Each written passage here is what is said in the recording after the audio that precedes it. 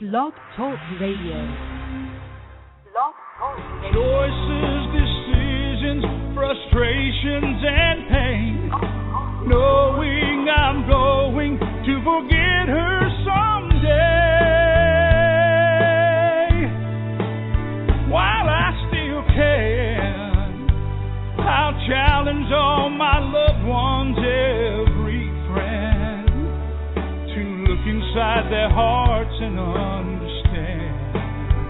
that I will love them.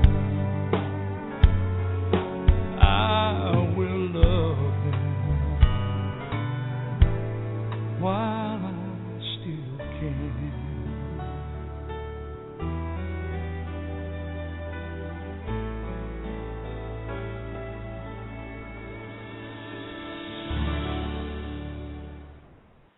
Well, hello, everyone. This is Lori LeBay, the host of Alzheimer Speaks Radio, and I hope your weather is wonderful. I'm in Minnesota, and we got dumped on with about a foot of snow this morning, so it looks beautiful, but there's a lot of work ahead for us here. I want to welcome you all to the program. For those of you that aren't familiar with Alzheimer Speaks, I'm just going to give you a little background on us so that you are a little bit familiar. Alzheimer Speaks is an advocacy-based group which is all about raising awareness and raising the voice of everyone concerning Alzheimer's disease and dementia in caregiving. We were named the #1 influencer on the Internet regarding Alzheimer's by ShareCare and Dr. Oz, and the only way that happened was due to our audiences on our multiple platforms. The radio show just happens to be one platform that we have. We also have Dementia Chats, which is a free webinar that's done twice a month where I interview people with dementia, and you can go ahead and interact with them. I have Alzheimer Speaks blog. I do speaking and training. We've got a YouTube channel, plus, again, this radio platform where we interview everybody concerning the disease. So today we are going to have someone who is actually living with the disease and been diagnosed, but we've had family and friend care partners with us. We've had business professionals that have different and unique services and products and tools to come and talk to help people in the trenches with dementia. We have had people who are biking across the country to raise money, musicians, film directors, and even Harvard researchers. So anything is a go. This is not about having all of the answers. This is about finding tools, products, and services to connect you and to help change a perspective that there is life with this disease. You do not have to live as it. We are also rolling out a dementia-friendly campaign which will allow businesses to leverage all of our various platforms. And we'd love for you to join us. If you're interested in learning more about that, please just contact me either through the radio show, or you can always go to our resource directory and our main website that hosts all our platforms at www.alzheimersspeaks.com. Now, our channel expert is Rick Phelps, and I never know for sure if Rick's going to join us or not. Rick is actually diagnosed with early onset, and he was diagnosed in June of 2010. He's the founder of Memory People, and if he's able to join us today, he'll pop in and I'm sure have some comments to join the conversation. But I want you all to know that you as guests are more than welcome to join the conversation as well. And you can do that in a couple of fashions. You can use your chat box if you signed in with Facebook and just type in your comment or your question, and when there's a lull in the conversation, I'll pull you in. Otherwise, you can call in live to the show as well, and that number is 714-364-4757. Again, that is 714-364-4757, and you'll just be asked to push 1 to get into my waiting room, and then you can ask your question live. Today is going to be a really fun show. I'm very excited about our guest today, who is Sandy Halperin, and he is part of the National Early Stage Advisory Team with the Alzheimer's Association. Sandy, or his real name is Alexander, was a dentist, and he was diagnosed with early onset Alzheimer's disease in 2010 at the age of 60. As a person living with dementia, Sandy has chosen to remain very active in his quest for knowledge, not only for himself and to help define the disease, but to help others. He's currently in the process of looking for a clinical trial through the Alzheimer's Association Trial Match, which is a free service that helps people locate these clinical trials based on their personal criteria. So it's a very neat process, and again, it's free. You can do that just through the Alzheimer's Association. As a member of the National 2012 Early Stage Advisory Group, Sandy hopes to bring awareness to what he calls the invisible illness, or the medical problems that may not readily be seen by others. And his goal is really to speak on behalf of others dealing with cognitive impairment, such as Alzheimer's disease, where there's many other types of dementia as well, and to raise awareness. He is living in Tallahassee with his wife, Gail, and he has two daughters, Karen and Lauren, both who are very active and supportive. So welcome, Sandy. How are you doing today? Well, I'm doing fine, thank you. Thank you for inviting me to be here. It's a pleasure. I look forward to it. I'm excited for our conversation today, and I hope our guests take advantage of your willingness to talk so openly about this disease. I'm going to have you kind of stage things for all of us. Can you give us a little background about yourself? I know you were a dentist, but can you just tell us a little history? Sure, I'd be very happy to. First, I want to thank you, Lori, for inviting me to be here, as I said, and I want to thank you for all of the extraordinary work that you've done in all the work with awareness that you put out there about Alzheimer's disease and early stages we're going to be speaking about today. But you've been spectacular as to what you've been doing. And, I also want to thank the Early Stage Advisory team that's at the National Alzheimer's Association for all of their support that they've given to me, and to the other 9 advisors who, share my role and work tirelessly to do what I'm doing, on a day-to-day basis. And I want to thank all of them also. And obviously, you mentioned my family and how they're behind me as caregivers, which may come up in the conversation today. But, your question specifically was about, I wrote it down, was about me.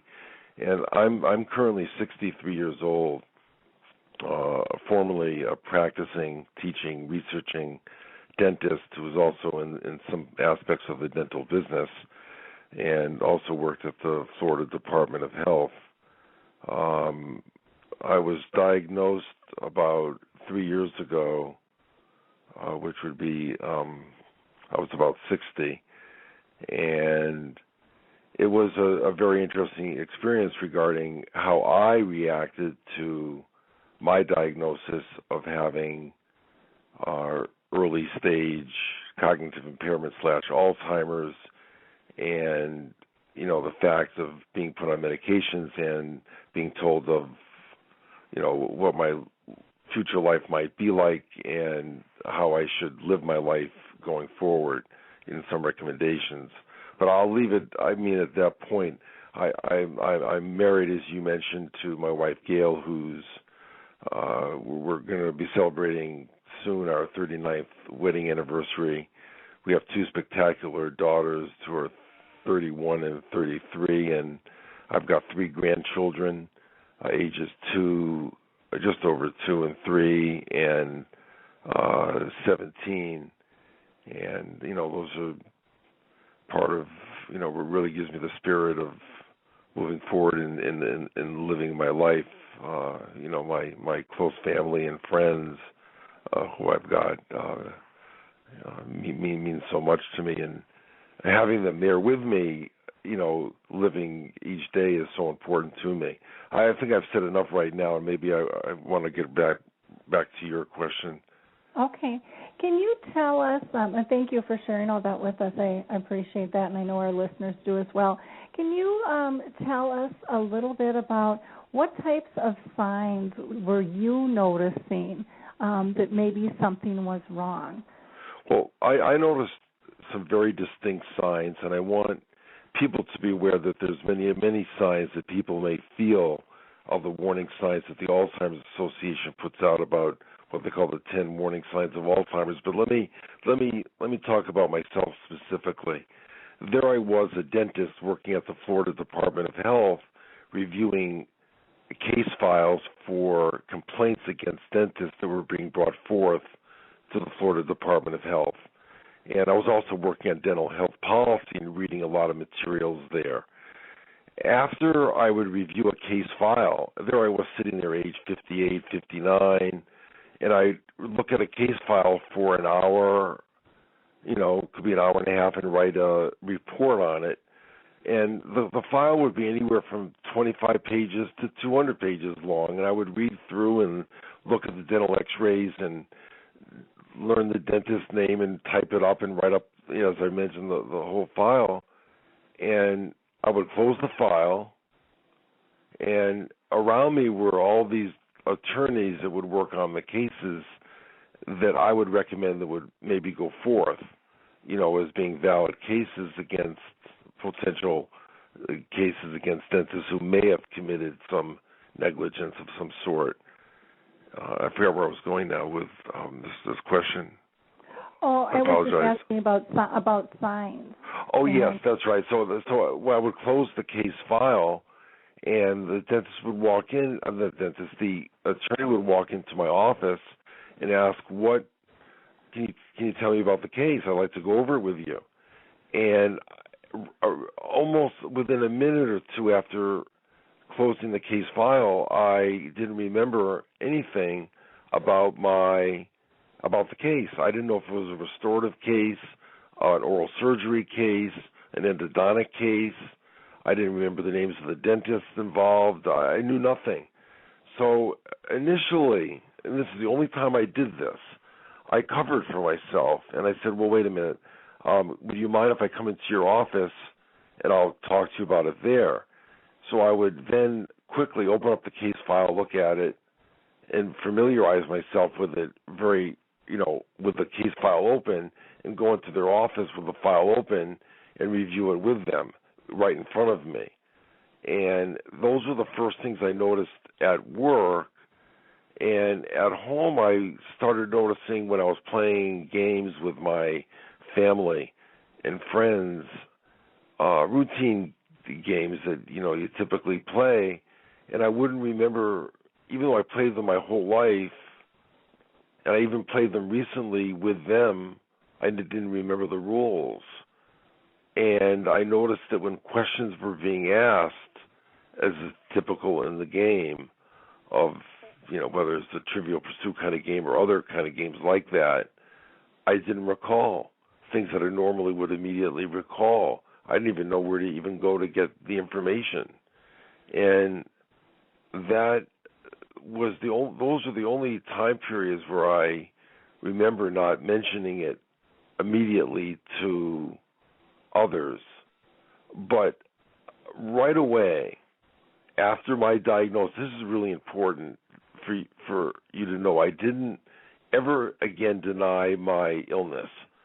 I knew that there was a potential embarrassment about having a cognitive impairment because my mother covered for my father for years and whispered in his ear, and my father, may have talked about it with me as memory problem, but with few others. Again, here's where, I forgot where I was going with my statement. I apologize. No, that's okay. You were just talking about different signs, and you were talking about that you always acknowledge that you have. Oh, yes, that's right. So then I went to my primary care physician, Dr. Tracy Helpline here in Tallahassee, who was spectacular, and I said to her that I'm having significant problem with my short and long-term memory, particularly my short-term at the time, and she acknowledged it. She validated it, acknowledged it, even though it was this invisible illness that I call. I was so appreciative that she validated it and, was ready to refer me to see other neurologists. I told her I'd see other neurologists, which I ended up seeing at both Mayo Clinic and Dr. Angela Spencer here in Tallahassee, Florida, who's a neurologist. And through probably 7-8 hours of cognitive neuropsych testing that I did not perform well on, when they asked me to draw a clock, for example, my wife, the early testing, was sitting next to me. I couldn't draw the clock. I didn't put the numbers in the right place. I didn't know how to write whatever hour and time of the day that they asked me to. And it went on to be worse and worse as I had my long testing after that point. When I received the diagnosis there and from Dr. Angela Spencer, who I saw probably about 9 months or so, or a year, I don't know, after Mayo Clinic, she said that my symptoms were worse than what they said that they were at Mayo Clinic, and she immediately placed me on both Exelon and Namenda, the patch, and Namenda, which I ended up dosing up on. I'm now losing my train of thought a little bit as to the question you asked me. That's okay. And where I'm going with it. Yeah, that's okay. We were just talking again about signs and your acknowledgement, and the doctor, you had gone through all the testing, and, right? And the doctor was, agreeing that there definitely was a problem. Why don't we switch to a different? Well, I think about it. Let me interrupt you, boy. I want to make it perfectly, really clear that from the get-go of my getting the diagnosis of my cognitive impairment, Alzheimer's, I'd never once, from that point forth, the guidance of Dr. Halperin and Dr. Spencer and others, I never denied my illness of having Alzheimer's to anybody in any conversation prior to me even beginning the conversation with them. I was open about it. It was almost as if I was telling them that I had a back problem or a knee problem, or that I had constant headaches, or whatever it might be. I didn't treat it as being a medical problem that I had embarrassment over. I experienced my mom going through years of whispering in my father's ear, say this, Leon, that was his name, say that. And I wasn't going to do the same thing, either for myself, and I refused to let my wife or my children do that for me. Yes, I had a cognitive problem. I had Alzheimer's, and I'm taking medications. And if I don't remember something or I forget where I am in a conversation, then that's who I am right now, and I'm living a different but new life. Yep. And I think that's wonderful that you're embracing it in that fashion. I would love to see more people feel comfortable and confident, because none of us are perfect, and we all have different things going on in our lives, and it's okay. It's perfectly fine. Now, did your wife see different signs than what you were seeing? Yes, she did, Lori. She saw a very disoriented person who, and she's not here now, but she would tell you that I would repeat myself all the time, and it was driving her crazy as a care partner, caregiver, and she didn't know what to do with herself. I was totally unaware of this. She was ready to pull her hair out, I guess. Mm-hmm. She was distraught. And until I went on the medications, which were not difficult, but, you dose up on them and you're dealing with the side effects, which I'm fortunately not dealing with right now. I was one of whatever the combination medication of the Exelon and the whatever, it helped me be. It brought me back. I was one of the whatever percentage there are, and I forgot, that showed, perhaps empirically or whatever, and based on my wife saying, some significant improvement.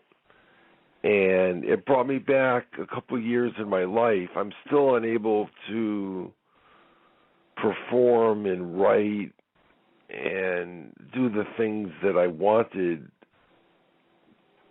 or was doing, but it's easier for my wife to deal with me. Okay. Well, so you saw the medications did help, which is wonderful. And the encouragement of my physicians, both, who encouraged me to be proactive in the sense of volunteering. And I was fortunate enough, along with the other people on the early stage advisory group, to be appointed. And I was sitting at home when both doctors were saying, get out there, Sandy, and volunteer. Someone who volunteered at so many things during his life, me, had no interest in getting out socially and engaging myself with other people. I didn't find any organization or thing until I received a call from Emily Schubeck and Monica Marino at the Alzheimer's Association that I had been accepted as an early stage advisor, and it gave me a new platform and it gave me a purpose for this new chapter in my life that I was struggling with and coping with. And there was, I said this over and over again to a lot of people, and it's a metaphor, a proverb that I saw on a mug that said, just when the caterpillar thought his life was over, he became a butterfly. And metaphorically, I see myself as that butterfly living a new chapter of a life, different, harder, but living by the moment. I am dealing with it, and hopefully my family, and they do, understand what I'm going through. Well, and I think that's a beautiful way to look at it. It's another stage of life, and with any stage of life, we have a choice to look at it positively or negatively, and move forward. And you are really trying to kind of wrap your head and your heart around this disease and improve things for the next guy. Yes, and you're right. Lori, you're right. This is not about me. When I'm telling you all these stories about myself and Sandy Halperin, and it's true of all the other advisors that are out there in the National Alzheimer's Association and the group, and it's not about us. It's about all the millions. And you speak to all these people. What you do is great. I mean, it's superior. This isn't about me personally. It's about all those 5+ million people that are suffering. Those people that are suffering that are too embarrassed, the stigma to go talk to their physician. And it's about all those millions and millions and millions of caregivers out there that are taking care of the people that have the disease. And that's about all I have to say about that, because I don't remember what I was talking about. Well, you're making great points, and I totally agree. There are people don't understand how far-reaching this disease is, because I personally believe this is not a disease of one. This is a disease of society, and the ripple effect is so huge, because not only does it affect the person who is diagnosed, but their family, their friends, their coworkers, their community at large. We're all tied into this together, and we have got to get a grip. And we've got to all get more educated, be much more aware, stop being so judgmental, and we have to improve our services. And that's all businesses, not just healthcare. And I think that's one of the biggest myths out there is people think, well, I'm not in healthcare, so I don't have to deal with this. Well, yeah, you do. Yeah, and I think that if I had to give one of the most important messages to someone who might be listening who thinks that they have a cognitive impairment, and from what I've been told and have learned from a variety of folks at the National Alzheimer's Association and elsewhere, that one of the myths is that memory loss is not a normal process of aging. I lost my thought process. Yeah, and it's not memory loss can not be a normal, or Alzheimer's is not a normal piece of aging. Memory loss, portions of it can be, and it's like what is normal and what's not, and when it becomes not normal anymore is when it really interferes with your daily life. Like you at your job, all of a sudden you're finding you couldn't do your job the way you used to be able to do it, or at home not being able to perform tasks that you've always done, and that might be using the checkbook, it might be driving the car, it might be knowing how to answer the phone, or dealing with the TV, engaging people, not knowing. Oh, that's right. And I just remembered, you just triggered my thought that I forgot. It's the stigma. I don't want anyone who's listening to not go to see their physician or a memory care clinic or their healthcare provider or psychologist, psychiatrist to get a diagnosis as to why they've got a short or long-term memory loss.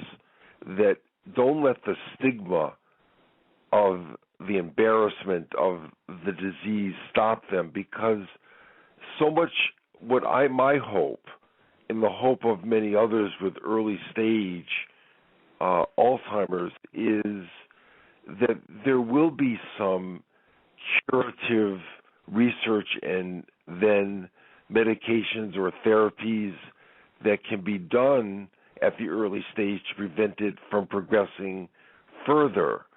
So for someone to wait 2 to 3 years, I'm making that up, 2 to 3 years, before they go see their healthcare provider, and then once they get to see their healthcare provider, it can often be another time period before there's a diagnosis, treatment planning, and treatment for them. So the longer they delay it, the longer they delay the potential for getting some treatment or treatments or guidance of what they should do with their lives at that point. Mm-hmm. Very good point. And again, it's about removing the fear. And I talk with a lot of people who have been diagnosed, and every single person I've ever talked to said, even though getting the diagnosis was scary, it was such a huge relief to know that there was something wrong, because they thought they were kind of going crazy because they couldn't figure out why they didn't know what they used to know, why they couldn't do certain things. And that's so true of people that approach the medical care provider, the physician, with these invisible illnesses, whether it's a memory disorder or a fatigue or a headache, stomach aches, and the physician can't see them, and to be validated for their illness early on can be so key, because then they can know what to do about it and about their future life. And there is a lot of support out there through organizations like the Alzheimer's Association, the Alzheimer's Foundation, the Alzheimer's Society, businesses like myself, Alzheimer's Speaks. There are lots of different venues that people can tap into for support on all different levels. And I think one of the scary things, I know when I was going through it, and I still am with my mom, this has been a 30-year journey for me, But I hated the word support. I didn't want to go to a support group because it was like, oh, that's one more thing that I have to do. But I didn't realize the importance of those gatherings. And so even with our memory cafes, which is a social support gathering for people with memory loss and their care partners, I didn't realize how much I needed to be rejuvenated and with people that understood what I was going through in a safe environment. And, yeah, I can understand that. And that's just huge. That's huge. Yeah. Now I'm going to flip conversation here just to hear. In terms of your kids, did they notice any changes with you? Yeah, they did. They noticed similar things that my wife had noticed, and they had their communications about it. To some extent, when I had the diagnosis, it was more of a shock to one of my daughters than the other because of the stigma of the disease, and or I shouldn't even really say that, the fear, her knowing that her grandfather saw his demise over 10, 15 years of memory loss, that it was harder for her to accept and to hear about it, or to even for probably close to a year even mention it to a friend. She couldn't utter the words. Uh-huh. And now, through a lot of conversations and talking with me and other family members, she's out there as much as anyone else in the family. But it took more time for her to get to that point. To feel comfortable, yeah. To feel comfortable to talk about it. Yeah. And each person is different. I whoever they may be, where they're willing to share. I know that we moved from, we're still living independently, but we moved from our townhome to a senior living facility where we're living in an apartment independently. And we have meals, our evening meals are over in a dining room, and we sat down at a table with another 6-8 people, and I had to tell them at the beginning of the conversation, I just felt that of my problem, because I knew it was going to come up, or they'd notice it during the conversation. I didn't want to feel, what's the word? I didn't want guilt to cover for me, my wife, or I didn't want to feel, what's the word? Self-conscious? Self-conscious, yeah. I didn't want to feel self-conscious about it during my conversation, because I knew that in an hour and a half of my being there that I was going to forget some things. So it made it easier for me, and I felt more relaxed being open about it right from the get-go. Well, and I think that that's important. I know, just watching my mom, she shut down. She had really good social skills, and she knew when to partake in a conversation and when not to, because she didn't want to forget, and she didn't want to be embarrassed. And I understand all those things. And as a family, what I realized too was that we were covering for her without even knowing that we were covering for her. And then we would get upset with people who didn't understand that she was having difficulty and would ask her to partake in things. And I remember one time I was really upset because my dad had brain cancer, my mom had Alzheimer's disease, and they had friends that wanted them to travel. And I remember thinking to myself very angrily, going, what is wrong with these people? Why are they putting this on the table? They can no more maneuver an airport. And then I sat back and I thought, because they don't know, Lori.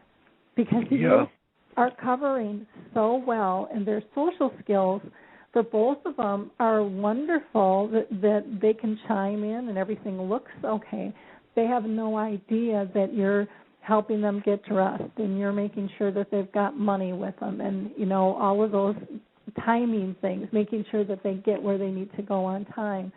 They had no idea any of that was going on in the background.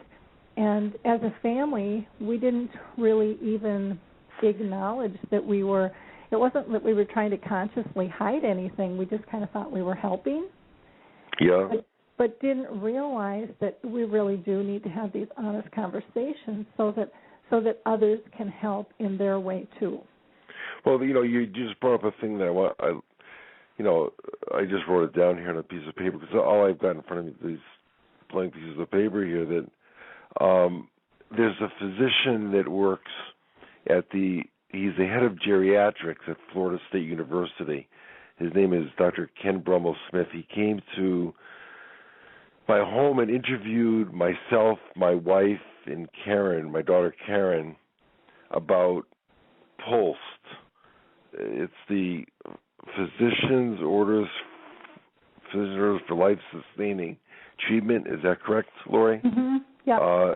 And he made it perfectly clear to me that it's time in my life, because of my cognitive impairment, to make sure that my will and my financial affairs, and very importantly, even though PULST is not state law within the state of Florida, though it's state law within other states, that he already, without me knowing, the next day contacted my family care physician, Dr. Helpline, to speak to her about writing orders, because in my discussion with him, my biggest fear about dying was that I wanted to be in physical and emotional comfort. And I wanted some physician there with me to be aware of that and not let me suffer through my final demise.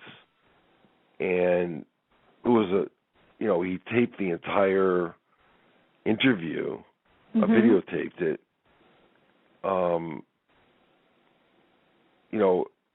And it was very hard. I cried during a lot of it. It was hard for me to get through in discussing my end-of-life wishes. And he did this through a very, different technique of using a deck of playing cards and my priorities of what I'd like to see at the end of my life, or who I want to be with me at the end of my life.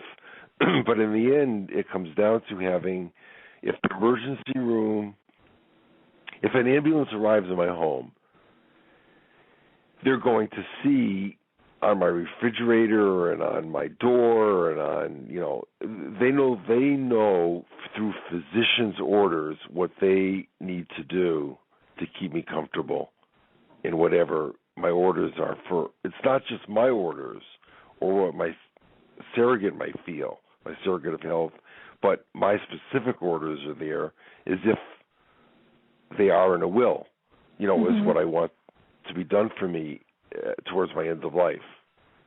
Yeah, it's a great tool. In fact, again, it's physician orders for life-sustaining treatment. And if you put into your Google search bar just POLST, various sites will come up. California has one where they have the video. There's a PDF of the form. Different states have adopted this, so you can you'll find the information you're looking for. But very, very good information, and a nice way to just communicate with everybody what is important to you in the rest of your journey, in life. And I think it really helps alleviate any guilt or confusion that family members would have in terms of making decisions as well.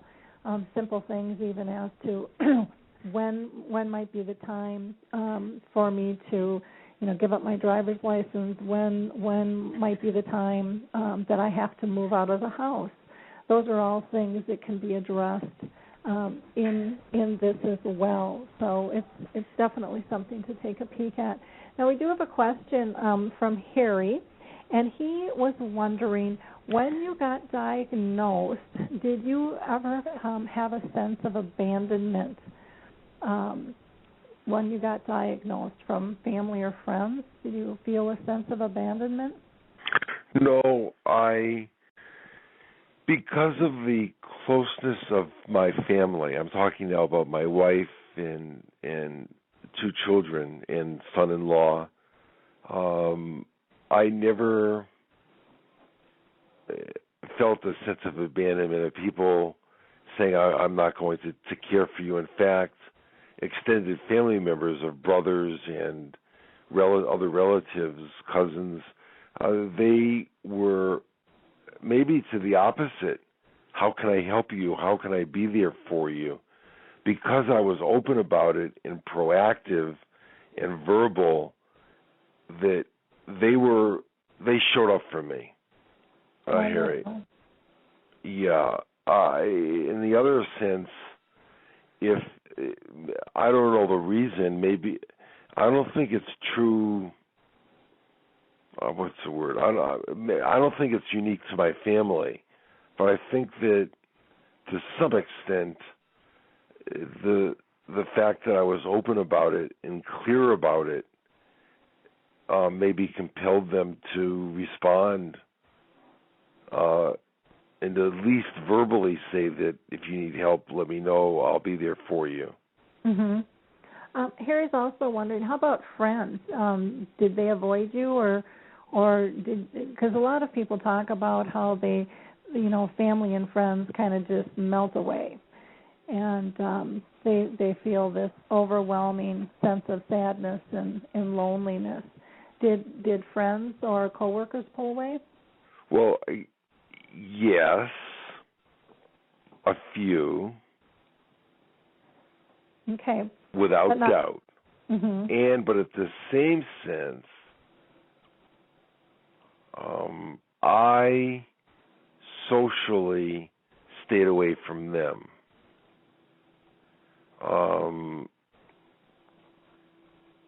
I think it was, I'm not going to say it's 50-50. I don't even know the percentages. I didn't get out there socially, and my social interactions were limited. And at the same time, many of them out of sight, out of mind, very little reaction from some, whereas there were a very select few who went out of their ways to do stuff that was beyond my imagination. Mm-hmm. Well, and I know some people say, well, if you can't drive and if you can't get to the gatherings all the time, that's kind of a normal way for things to slip away. Right, because my interest in driving and going places is one thing, and then two, I'm facing a situation where I've been given, I haven't been given yet, I've been given the phone number for the person to call to get the appropriate, this code goes through I don't know if it went through the local chapter of the Alzheimer's Association. Yes, it did. To someone else who got me the name of the person that I should call to get the appropriate testing to see if I'm qualified to drive. Okay. And if I am to drive, where I can drive. In other words, where I'm safe in driving. Mm-hmm. And I'm talking about whether it be, I'm making up guesses here. I don't know, whether it's reaction time, or do I turn right or do I turn left, or, how am I driving, and what's my cognitive ability of reading and being distracted. So I want to make sure that if I'm in an accident, that they're not going to turn to me and say, well, you had Alzheimer's, you should not have been driving. I want to make sure that if I'm driving, that it's not about me, it's about the safety of others that are on the road. Okay. I don't want to impair them. And that's a a nice way to look at it, because I know there have been discussions about if you are diagnosed with Alzheimer's and you are driving, and you get in an accident, how is the insurance company going to respond to that? And right. So are they going to cover you, or is that something that you need to tell them, and then they're going to make the choice? And it's kind of iffy waters right now. Nobody really knows how all that works. you know, but the last thing you want is to be in that situation. So I think it's important for people to understand that there are places you can go to get tested to verify one way or the other, and that's a nice discussion to have as a family. Saying, yeah, that's true. And I'm afraid. What was I going to say? I forgot. I'm sorry. Go ahead. Oh, it's just a nice discussion to have as a family to say, you know, when you think this is an issue, you know, let's go get tested. And some people are videotaping that so that they can see themselves, hear themselves say those words, because, you know, later as the disease progresses, sometimes people forget that they agreed to that. Others are signing little contracts with that. And, you know, it's hard to say what will stick in the memory or not in terms of those conversations, but it's worth a try. Well, it's interesting. I had to take my father's keys away from him because I was at an intersection with him. He's driving, and he's in familiar territory. Mm-hmm. He said, do I turn right or do I turn left? And he was very confused. It was over. His driving days were over. I took his keys. He cried and, you know, whatever. On the other side, let me flip the coin. When I tell my wife that I might, you know, that I would go for a test to, and I'm not talking about a test at the Motor Vehicles Association, you know, whatever they are, you know, where they're going to have me do a 3-point turn or something. The point is that my wife, I think, fears where I've been proactive and verbal. Mm-hmm. I'm taking the other side now. They fear what their life will be like as a caregiver when Sandy can't go to Publix, let's say, I'm making this up, on his own without me and get some groceries, or when Sandy can't go to the physician himself. Yep. Yeah, because it affects, like you said, this disease affects more than just one person. It's really a lifestyle, and, you know, it's divvying up tasks and chores and events and all kinds of things that we... You're right. Tested. Yeah, the fact that I can't do... and when I say can't, I mean I'm telling you I can't, or I shouldn't, because I make mistakes. I can't do the financial affairs for my wife. You know, I can't. I'll make mistakes, and it's not. You know, when you're dealing with that, it's not right. And I've done that, and I've made mistakes. I wrote a check the wrong way the other day. It was weird to write a check, but someone wanted. I had to write a check for something, and, you know, it was like, wrote it wrong. How do you, were you in front of somebody as you were writing that check, Sandy? Yeah, I was. And how did the person react when you wrote it wrong? Well, this person that I wrote it wrong knows that I've got Alzheimer's and accepted it, and then went from that point. Okay. Because I think that, you know, those are the little simple things that businesses have to learn how to address. You know, if somebody is in their store and trying to make change and having a difficult time, or, you know, appears to be lost in a parking lot or in an aisle in a store, how do you address those things? You know, or ordering from a menu. It can be very overwhelming for people. How do you do in a restaurant? Well, when I go, I'm okay because food is one of my loves. That I deal with that okay. You know, I look at the menu, and when I'm in a restaurant, because we don't, you know, we're not going out that often, but when I do, I'm okay because I feel that I know what I want to eat at that time. So with regards to ordering, I've been okay. at this point.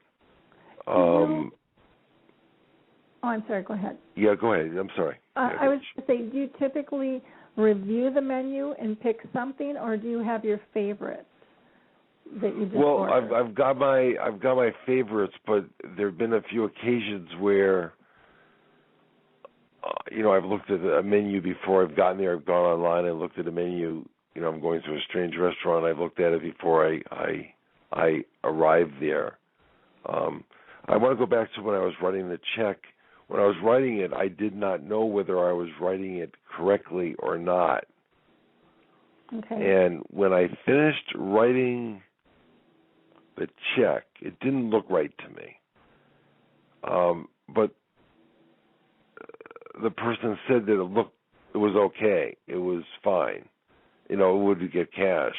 Mm-hmm. But it just didn't have the same appearance to me. And I've also noticed that when I signed my name, it wasn't my signature looking. And do you follow? Yep. It was the concentration. Something was going on, and I signed my name to it. Mm-hmm. It just didn't look right to me. It didn't look like a check that, talking about me, that I would write. It looked strange. Mm-hmm. And I hadn't written a check for some, let's say a couple months, 2-3 months. And the only time I do is when someone service-wise comes into the house and they want a check, mm-hmm. Rather than my wife doing her work online. But, the other thing that I got to tell you, Lori, after I wrote the check, I said, okay, Sandy, you should go write it in the register. You should write a note to your wife. But getting to a task and getting to do a function, and in my speaking with the other advisors in the early stage advisory group when I was in Chicago, I didn't realize that the experiences that they have, I have. And that you talk about, you mentioned a support group. I was astounded to learn that my inability to not just multitask, but get to a single task of Sandy, you got to go write down a quick note, and I couldn't do it, or didn't want to do it, had no interest in doing it, and I didn't do it. Mm-hmm. Is hard for me. If my wife says to me, Sandy, all she has to do is say Sandy, can, and my back goes up against the walls. Is like, okay, I don't want to hear about it. I don't want to do anything. I don't want to do the task. But if I'm sitting quietly and it comes to me independently, and one of the benefits of me volunteering to keep my brain going has been the Alzheimer's, the early stage advisory group, national and local chapter, and working with Margaret Ferris and Kay Reddington here, that they've kept me going here on a local basis. I just can get to the task individually with what I'm doing there, but it's slower. Mm-hmm. Okay. Well, we've got another question, and then I'm going to come back to the whole advisory group, because I have some strong beliefs in terms of purpose and things. But one of the questions that's being posed is going back to ordering a meal in a restaurant. Harry was wondering how you handle choices in terms of the menu, because he said to him it just seems like the choices are endless. I mean, even just for a beverage, we rattle off 8 things. How do you like someone to give you choices? Do you have a preference? I like simplicity at this point. When I'm given, I think in reference to the question, I'll respond differently in a restaurant than I will outside of a restaurant. If I'm given a lot of choices and a lot of things to consider outside of because food is part of my being, is my hobby.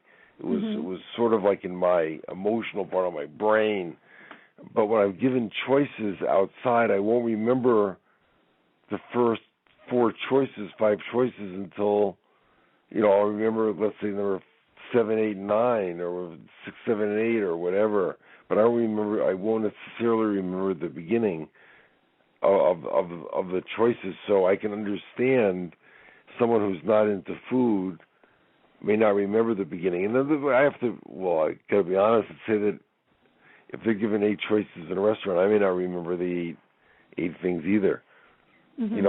If they give these specialties of the night, I'm not going to, I can tell you right now, I probably won't remember. If they list 5, I won't remember the first, I won't remember 2 or 3 of them. Well, even when it comes to, beverage, they'll rattle off, a long list, and sometimes I think it's better for them to ask, are you a coffee or tea drinker, or do you prefer pop or milk, just those 1 or 2 choices. And then from there, if you like pop, it's like, do you like a cola, or do you like, because then you can give them the options of the Cokes, Right. Do you like diet or regular? Because then they can hone it down instead of, and it takes a few more questions, but what I found is people with dementia say it's easier for them to follow that line of questioning versus just we rattle off everything. Even when I'm in a restaurant, I'll ask, what kind of dressing do you have? And it's like, holy crap, I really got to pay attention here. And I'm kind of half involved in a conversation, and it gets overwhelming. I think for everybody, but for somebody with dementia, it's just such a struggle. And there are different ways to be able to disseminate the same information and help people with that process. Now, someone else is asking, how does your memory struggles impact how you relate to your grandkids? Do you feel that you're interacting different with your grandchildren at all, Sandy? Well, I feel close to my grandchildren. It's to a large degree. I'll often confuse which one I'm speaking to, or call one the other name when it's the other. And the other thing that I've been made aware of that I've got to be careful, if I get distracted, if you distract me during the conversation, or if I get physically distracted, when I was supposed to be watching both, I end up not watching both. I don't know what the original question was, but that has happened on many occasions where I should be watching both, and I'm either not watching either or watching one. And the other's off doing whatever, where I should be taking care of them, particularly when I was at the pool. Okay. Well, and I've heard some people, I've had all different types of comments to that question on, how do you interact with your grandchildren, with your memory loss. And some have said once in a while they refer to their grandchildren as their children, remembering them at a younger age.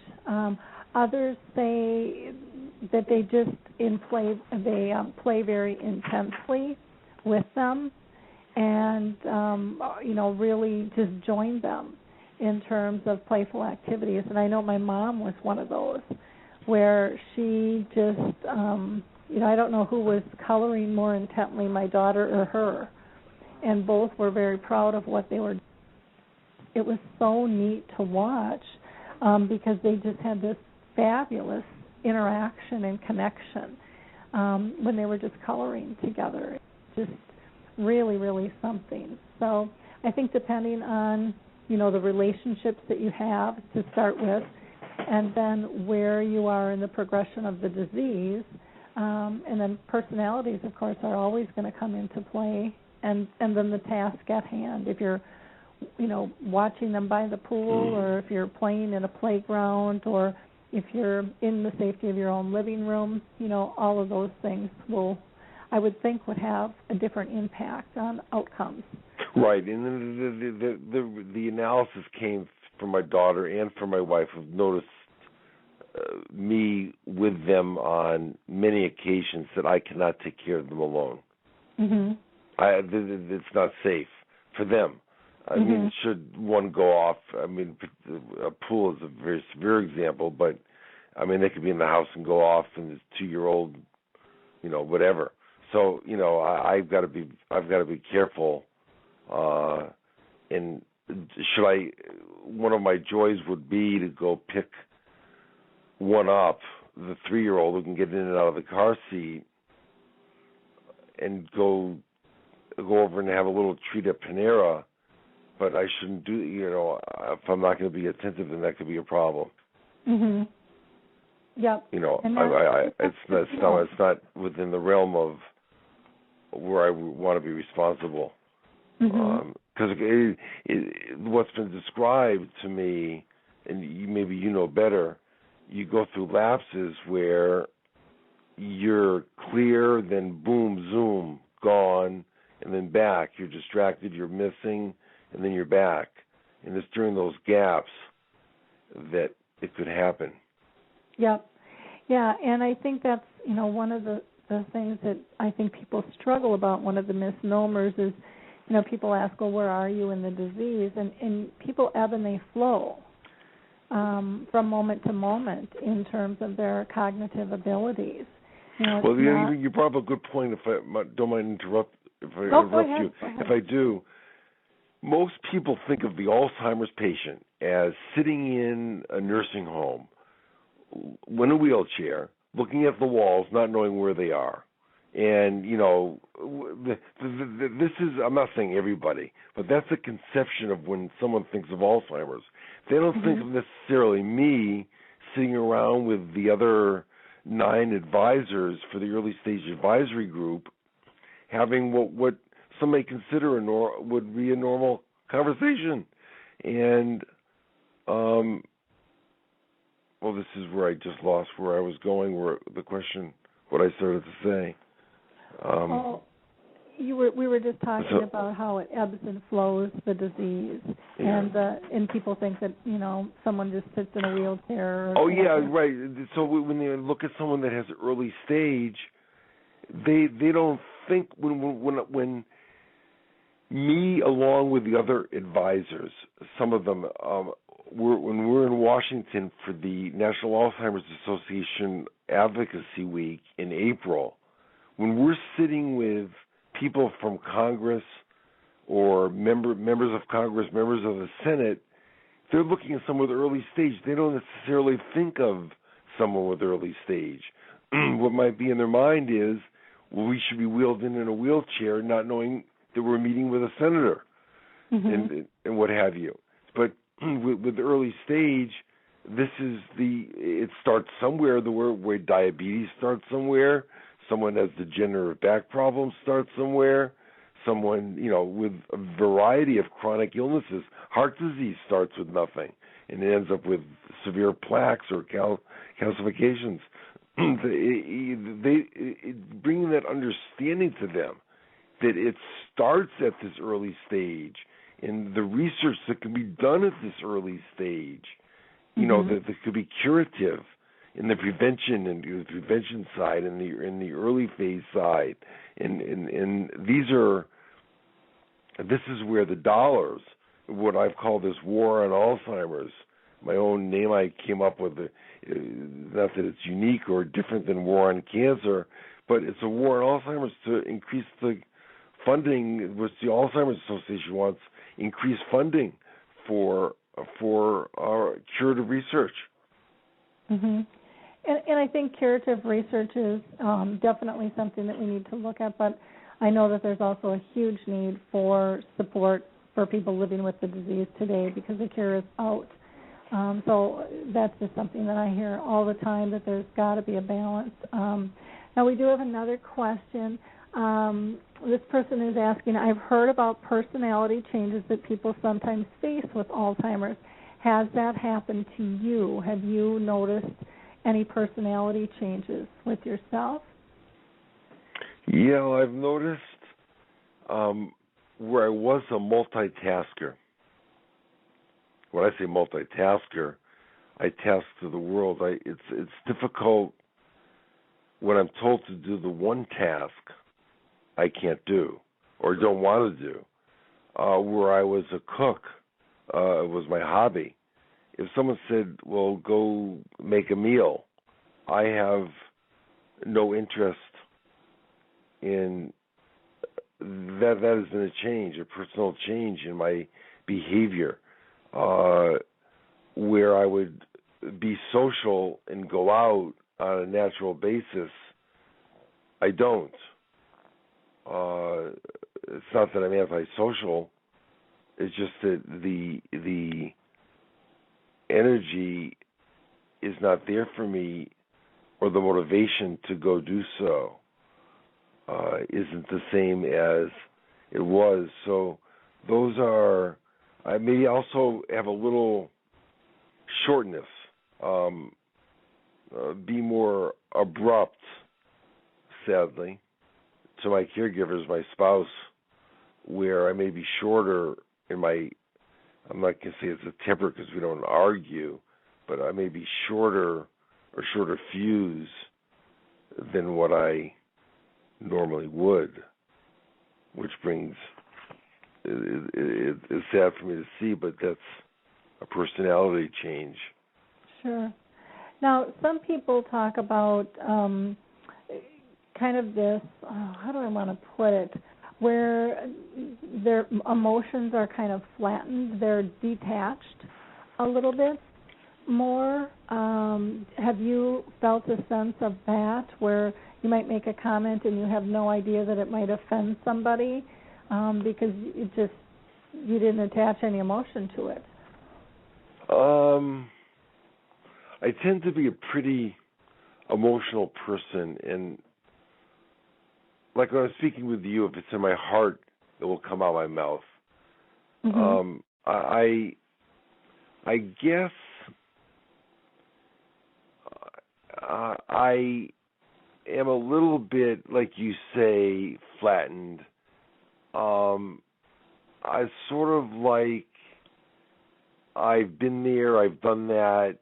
I'm not as tolerant over, going to Seinfeld, yada, yada, yada, where, there may be longer discussions which I can't pay attention to, and I forgot the question, and I forgot where I was going. Oh, that's okay. We're just talking about different avenues, and did your emotions kind of flatten out?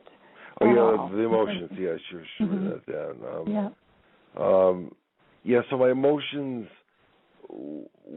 have flattened when I hear certain things that I've been through. I'll be more emotionless or flat on some of those things. I never really thought about it, but I am. I don't get as excited, or, I won't go into the back where excitable corporate mode that I may have been in. I'll be more flattened in my feelings. Okay. Now it looks like we've got a caller, so I'm going to go ahead and pull them in, so we'll see what they have to say. Let's see, we've got a caller from a 215 number. You're live on the air if you'd like to state your name and pose your question or comment. Are you with us from a 215? Oh, they hung up. Okay, well, I guess not. Maybe they were just calling in and listening in that mode, which is totally fine. So the other thing that was asked was, have you noticed a change in your sense of humor at all?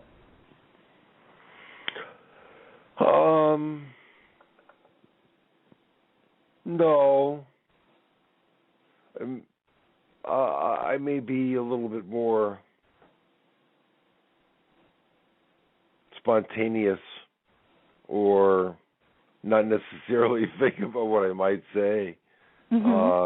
But my emotional side, my intuitive side, my emotional side, my feeling side appears to be, from my emotional feeling, well intact. So I would feel that my humor is still there. Though I must say that when my wife says, watch this show, watch that show, television, sitcoms, comedy, humor, I will decide, no, I don't want to watch it because I don't find it funny, where maybe I would have been more willing to listen or partake. I don't have the patience, or I don't remember. I mean, I'll watch a movie, and the next morning I'll wake up, I wouldn't even know what movie I watched, literally. Well, and I think that is pretty common. One of the things that I hear with TV is that people find it very difficult to track, and so they will sit and watch the show or appear to be watching the show, but they say they're not tracking it. And that's interesting, yeah. And so they'll sit there because they know their spouse or their friend enjoys it, and they want to be part of that because that's a routine that they used to have, but they're not getting the same thing out of it. It's really just being close to that person and enjoying it. That's interesting because that's what I'm feeling, that's what will happen.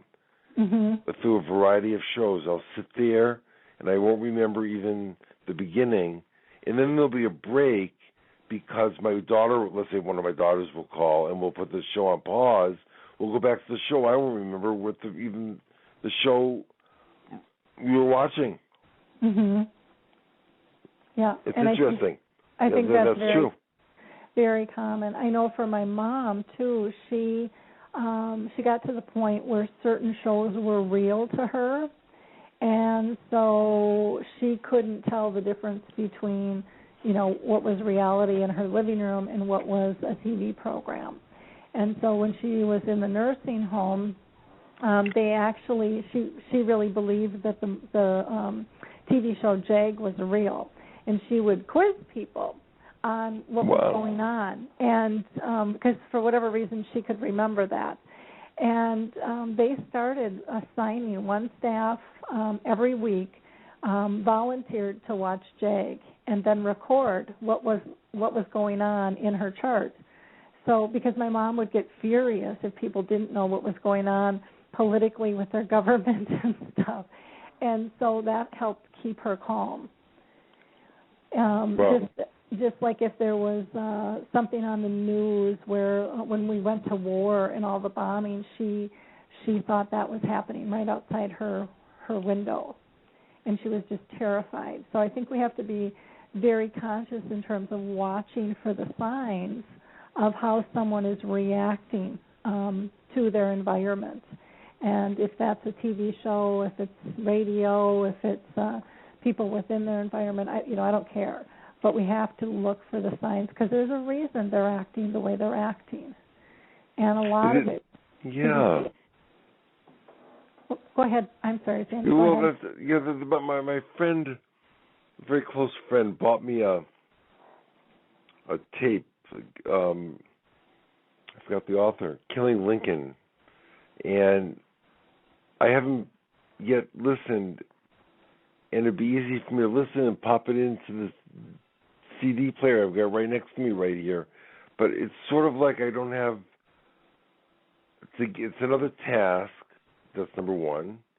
Number two, I don't think I'll remember after I do listen, but maybe pleasurable listening. But there's something stopping me. I don't know what it is. It's just, and ordinarily I would have done it. We would have done it months ago. It's just weird. But it's true of many things in my life, I guess, that it's a pattern. And patterns are very helpful for all of us. The other thing, and Harry Urban was one who had mentioned this in one of the dementia chats we did. People always think that a person with dementia has to be kept busy. And one of my favorite things Harry said was, I used to like to relax before I got dementia, and I still do. So sitting and looking at the flowers or just breathing in the summer air or listening to some music is okay for me to do because it brings him peace. And so I think that that's another really simple and smart way to really look at caring for somebody is what brings them peace and calm and happiness. Well, that's interesting. You mentioned music. When I'm walking in the pool doing physical therapy, just walking up and down the pool, and it's a warm pool indoors, and I have a headset on, and my daughter purchased me a little MP3 player that's waterproof.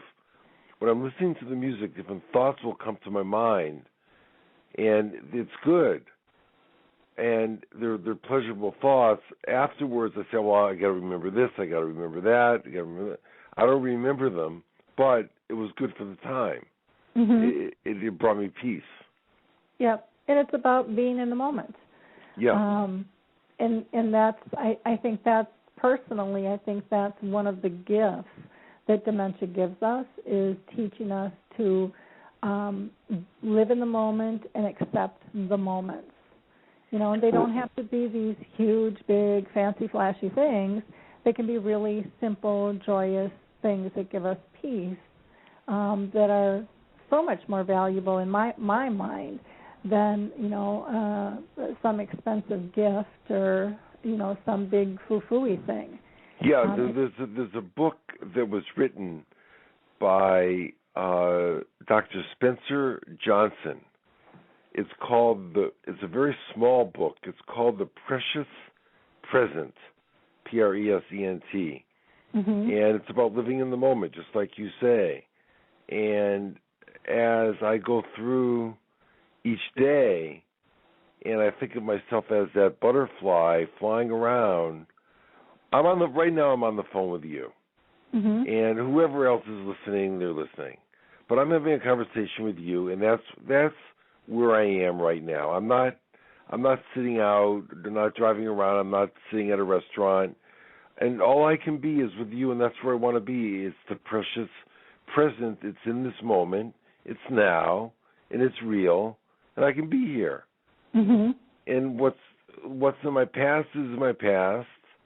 What's going to happen later today will happen. But now I'm doing this. Mm-hmm. It's good. It's all good. Yep. Right. Yep. I agree. Now, there's another question that I wanted to ask you, Sandy, and that was, have you ever personally experienced any stigmas as a result of your disease, if it's with family or friends or at work, out in the public? But have you ever experienced any stigmas? No, I personally, nothing comes to mind where I can say yes.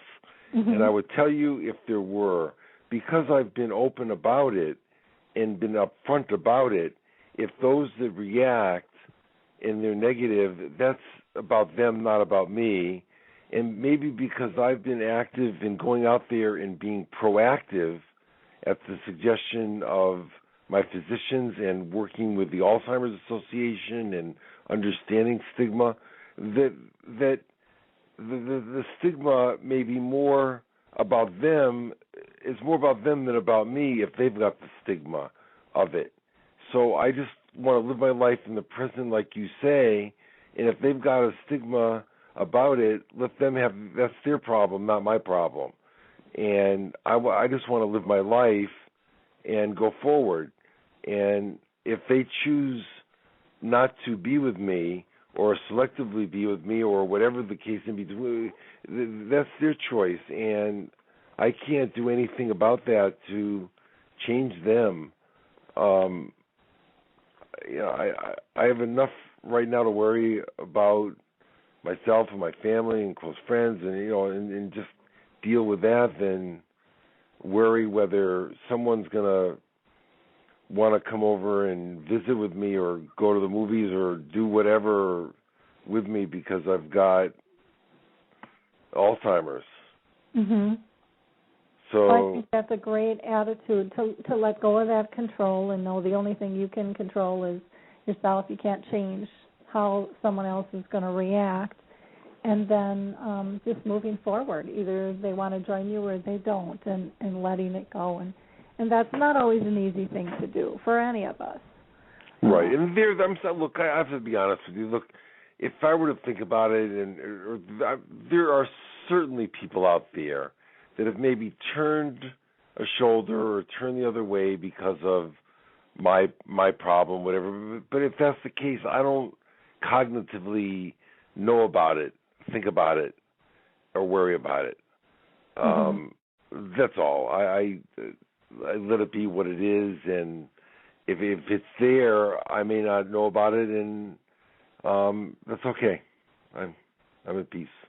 Good. That's good. Now, what made you decide to become an advocate? Well, what? First of all, my physicians, Dr. Halperin and Dr. Spencer, they really were so strong in telling me, Sandy, get out there and volunteer. And during the time after I was diagnosed, I was on the phone all the time with Elizabeth Wheeler at the Alzheimer's Association, talking to her about the trial match program. And we're talking, and I got to know her. She got to know me, and both.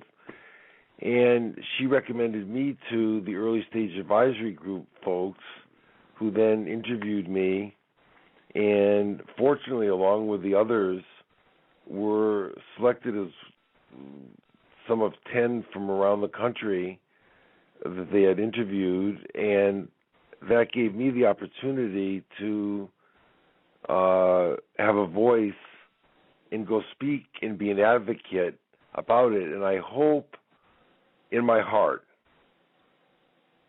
that I will continue on as long as I'm able, and physically able, and mentally and physically able, that I will strongly advocate on behalf of Alzheimer's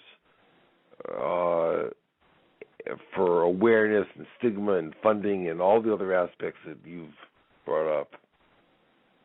Wonderful. Now, I think it's really important for people to understand how critical it is, I think, for people in life in general to have purpose, but especially with dementia, I see such a huge shift in what people are able to do once they have purpose in terms of raising awareness and helping others with this disease. The level of engagement is just, it's unbelievable. The changes, I think, that can take place, and the knowledge base that you all have is so important and is changing lives right and left out there. So first, I want to thank you for being an advocate and stepping up and helping not only people like myself who are caring for someone or who are advocating for the disease, but for those who, are worried that they might have memory problems or maybe have been diagnosed as well. Harry is saying you must stand up and speak out for those who cannot. And Harry Urban, like Rick Phelps, Dina Dotson, Steve Kanyas are just wonderful, wonderful advocates. Michael Ellen Vaughan is also, on your advisory committee, I believe, as well, along with Kay Fox. Your voices are so strong and so beneficial and are really changing the way people deal with this disease and helping remove the fear that's so wrapped in it. And that's what's been so strong about this early stage, advisory group and the other members, that they're such strong advocates. They all have, each one of us, have our own stories and our own symptoms and variety of things and they've all been out there open and sharing, and that's been wonderful because I think it's given at least me and I think the others a sense of purpose, because without it, I don't know what I'd be doing right now. I don't know what my condition would be, because my physician says without my volunteering, I would be on a more significant decline. And I think that my family would probably note that, and this has been good for me. And being on the phone with you right now is good for me. It's all what I should be doing. And that's good. It's. Are you familiar with Richard Taylor at all, Dr. Richard Taylor? No. Okay, and he's been a major advocate for years as well, and has a great newsletter, and he's doing some webinars as well, engaging people, somewhat similar to the Dementia Chats, except they're pulling in some experts as well. And with the Dementia Chats, we're just focusing on people that have dementia, being our experts there. So I think it's just very critical, again, for all of us to provide platforms for you to speak on, if it's a radio show, if it's a blog, if it's a webinar, if it's live, if it's one-on-one, in a support group or a memory cafe. It makes no difference. It's just about having these honest conversations that are so important for all of us to learn from one another, knowing that none of us have all the answers. But the more we can understand, the more we can hear from a variety of voices, the better off we'll all be. You're right, Lori. And there's so many, what I've learned on, through speaking to groups and support groups and Facebook and LinkedIn and you and on a lot of people. There's so many microcosms of groups around the country and world that are involved with this disease process, and the microcosms of people that are not involved, but they can influence and talk to them about it, whether it's one-on-one or whether it's one to, thousands or millions in different media. And, yes, it's all important, like you say. Yep, very, very, very important stuff. Now, I know you're going to be going out to, California, I think, in April. You've got, I think it's April 13th. You're going to be out in Los Angeles. Yes. For an early memory loss forum, which is pretty exciting. Yes, that is exciting. And it'll be exciting for me to speak with others who've got early stage and hear what they've got to say, and then after I will speak, there's going to be a variety of forums and educational symposiums that I can participate in and learn more myself about things that might be a benefit to myself, and then expose others to it and help others. So I'm looking forward to that. Yeah, very, very exciting stuff. Yeah, it is exciting things, and it's one of the things I wanted to mention that I just wrote down also on this piece of paper, the pulse. When I finished my interview with Dr. Bummel Smith, and it was several hours, and the crying and fears and about my death and uncertain future, I suddenly, the fear that I had of death, of my demise, the final weeks or month or weeks or days or hours or whatever, suddenly, not suddenly, but they sort of vanished. That I felt that if the orders, this is only, the orders are followed from the time that healthcare providers are in my physical presence, that I'll be taken care of without having, the discomforts of the final time. And the pulse gave me that sense of feeling, and that again comes back to, I guess, being proactive, speaking out, not feeling the stigma, and being willing to talk about these things, which has made it easier for me to do a final will and financial planning and post and surrogates and I don't know, some of this other, I don't know. It was hard for me to get to do some of this stuff, but I think I'm not sure, but I think it's primarily over. I think there's a few things left to be done, but I feel better about the final times because of Pulse and the guidance that Dr. Will Smith has provided to me with my primary care physician involved. Well, that's great. That's because anything that helps you, feel calm and in control, even though, like you said, it was an emotional process to go through. These are important conversations that need to be had, and we need to process them. And those all the emotions we have, they're not good, they're not bad, they just are. But we have to work our way through them.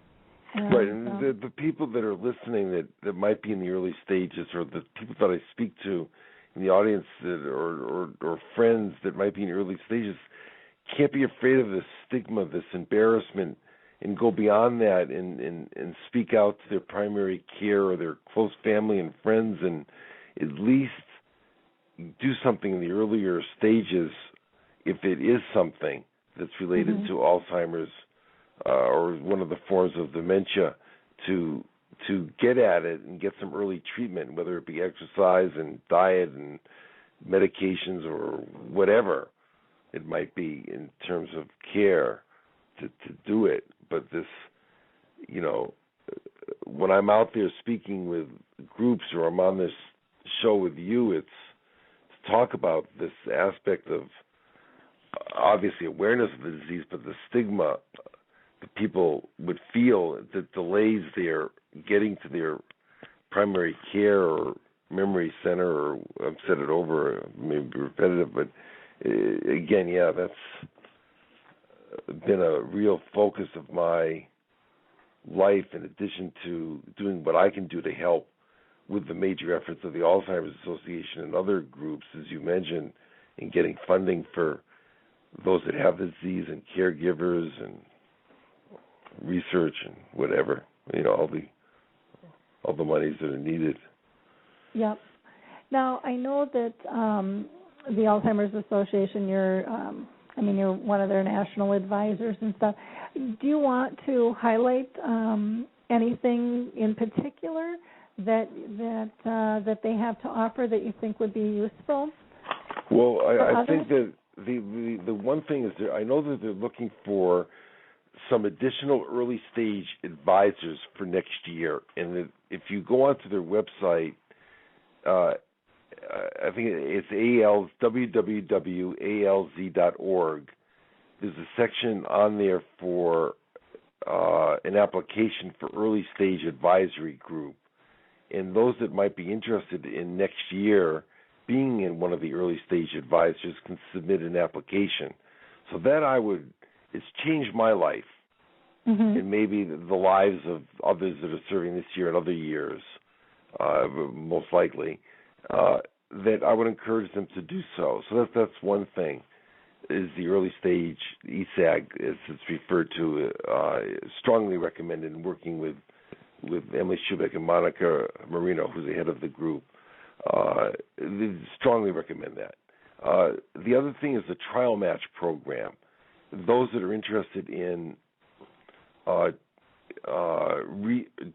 clinical trials around the country, the www.alz.org has the trial match program, and that is something that is extraordinary, because if they're looking for potential research studies that they may fit into in their minds or their physicians' minds, that it may be something that they may want to do.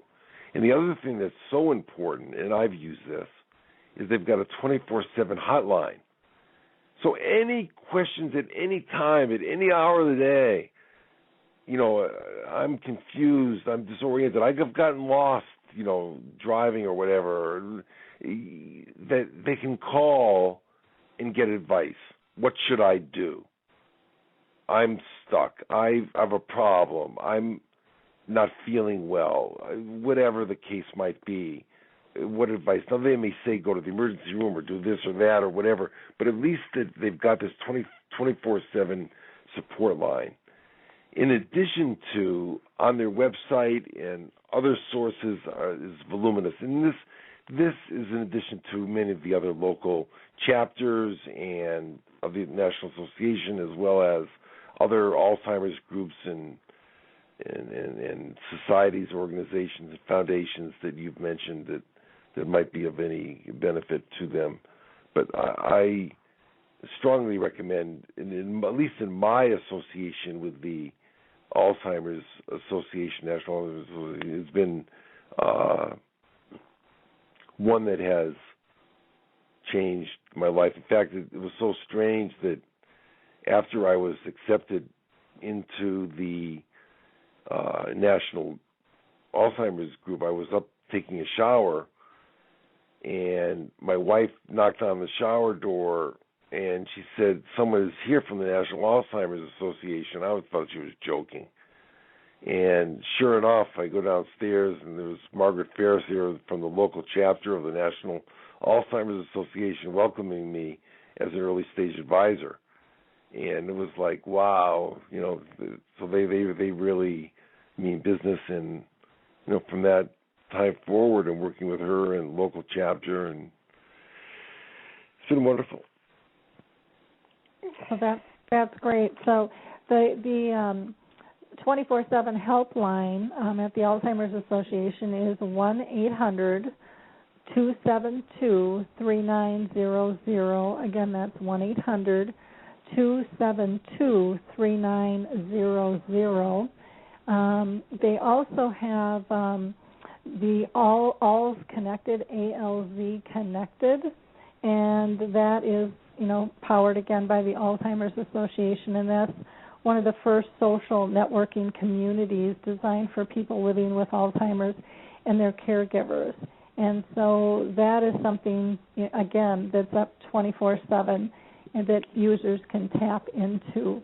And that's yes, and I might add, Lori, that's very beneficial for a lot of people. For example, if they're starting a new medication, and whatever it might be, there may be others that are taking it that it may have similar side effects or not, or give advice. Not that it takes over from what their healthcare provider may recommend, which they should seek, as far as my opinion is concerned. But still, they can hear what others' experiences have been, and of benefit. Yep. And then the Alzheimer's Navigator, which again is free, and it's a tool that can help people, caregivers and people with dementia, evaluate their needs and identify action steps. And they can always contact, of course, their local organization, and going to www.alz.org is another way to go ahead and just peruse the website. There's all kinds of great information out there. Is there any tip or anything that you want to pose anybody as we wrap up the show here? Well, the one major thing, besides all of the other stuff that we've talked about, we've tapped on it, is the need for curative funding. It's not, in my mind, to take away from any funding that the national government is giving to other major diseases such as HIV or heart disease or cancer, or some of these get billions of dollars a year, and where Alzheimer's is struggling to get, it's millions, nominal, in percentage-wise, nominal compared to the billions. Mm-hmm. So, they're talking about, some hundreds of millions, but in the billions now, maybe bringing it to a couple $1 billion. I'm speaking out of turn, but looking for something to entice the researchers around the country, where they go where the money is. And when you're suffering the way I am and the other early stage people, advisors and elsewise, you want curative research. You want something. It's not about me. It's about the others and millions of others that are in the early stages. And it's not, again, the nursing home. It's really putting the funding in as to what might help those that have the disease on the curative side, or if it's not curative, something that will delay it even further, where the process doesn't accelerate at the rate that it is. So that's a message that's so important that is gotten by national media, by leaders in our country, from the president to members of Congress and the Senate, that the need for research is paramount. And that's why I've called it this war on Alzheimer's. It's time that the awareness is there, that the funding is made available for this horrible disease to live with, even at the early stages. It changes your life. Yeah. And I can only imagine they don't know where I'm going to progress or the speed at which, but there I am in the present, and I'll live here as long as I can be in this state without going further. And hopefully with curative research on the way.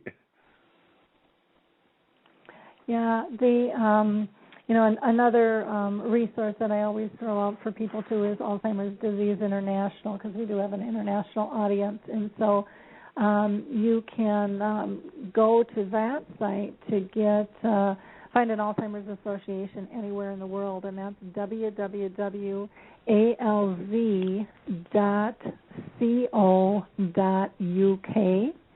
and there they have all kinds of global reports, and they've got an international conference of ADI, which is coming up here in April, which is going to be in, I think it's China this year.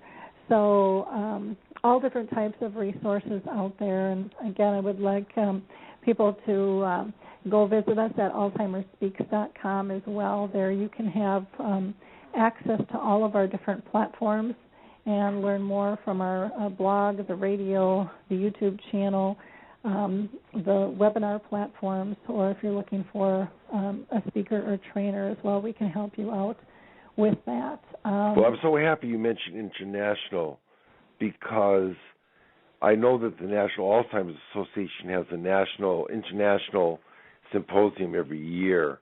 I know this year in July it's coming up in Boston, and they have researchers from around the world. Well, a lot of people, living in the United States, may think of this as being a United States, I'm making this up, a United States disease, but this is a worldwide tsunami epidemic.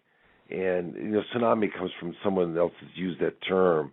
I don't know what association, but the point is it's growing at such a tremendous rate that, I've written down here by 2050, the disease, there's 5 million now or plus, there may be 13, 15, 16 million by that time.